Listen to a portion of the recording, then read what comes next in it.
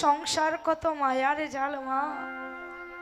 ভগবান এমন এক সংসারে পাঠিয়েছে যে সংসারে পেয়ে ভগবানকে ভুলে গেছি।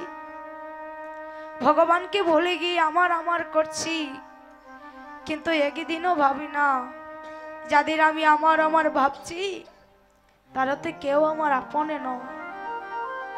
এই জগতে এসেছি, আবার চলে যেতে হবে। কিছু কালের জন্য কিছু কর্ম করব, তারপরে আবার চলে যেতে হবে। তাই তো মহাজনে রেখে রেখে বলছে, আরে এসেছ ভবে যেতেই হবে, তার করিলে কি। আর মহাজনে প্রশ্ন করলে জবাব দিবে কি। আমার শেষের বিয়ার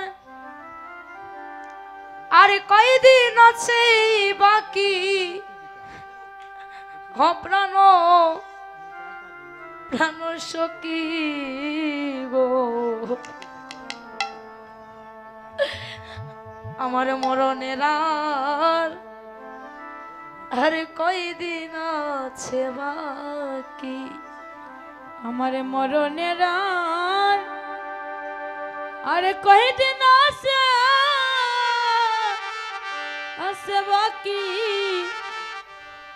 ও প্রাণ প্রাণ সখী রে,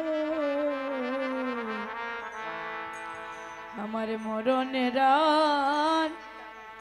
আরে কয়দিন আছে বাকি। আমরা কেউ জানি না মরণের কয়দিন বাকি আছে। যেদিন এই দেহ থেকে প্রাণ পাখি চলে যাবে, সেদিন গোবিন্দ ছাড়া এই জগতে আপন হবে না কেউ মা।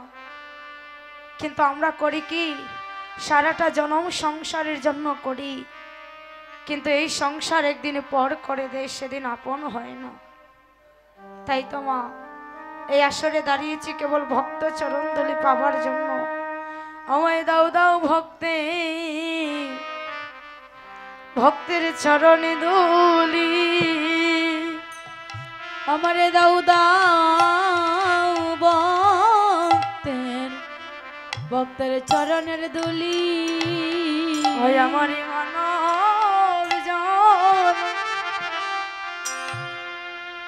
আমি ধন্য করি। আমায় দাও দাও ভক্তি, ভক্তের চরণে দলি। অপ্রভু আমার মানব লীলা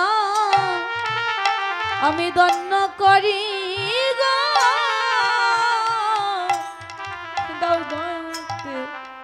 ভক্তের চরণের ধুলি, ভক্তের চরণে দলি। বড় ভালোবাসি, আমায় দাও দাও ভক্তি, ভক্তের চরণে দলি। ভক্তের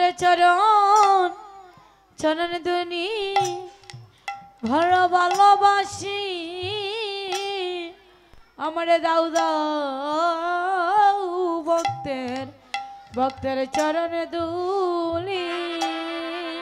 হরে কৃষ্ণ। মাতৃমণ্ডলী, পিতৃমণ্ডলীর সাধুগুরু বৈষ্ণব, গীতার তালি লাগানো হয়েছে নাকি? পিতার তালি লাগানো হয়েছে। আপনারা সবাই প্রণাম করবেন। কমিটির পক্ষ থেকে অনুরোধ করা হচ্ছে, সবাই মিলে প্রণাম করবেন। হরি বল।